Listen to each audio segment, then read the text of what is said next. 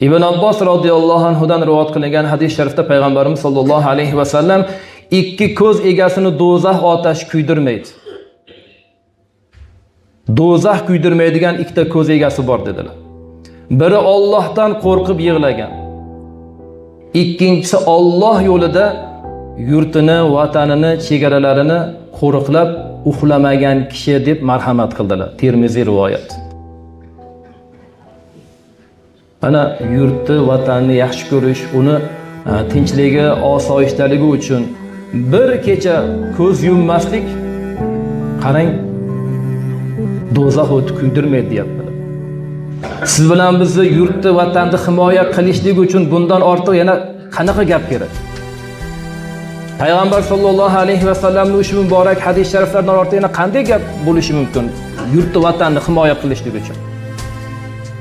Do'zax u otash kuydirmaydi, bu mukofot kichkina. O'zi hammamizdan maqsadimiz, hayotda yashashdan maqsad do'zaxdan omonda bo'lishlikdir.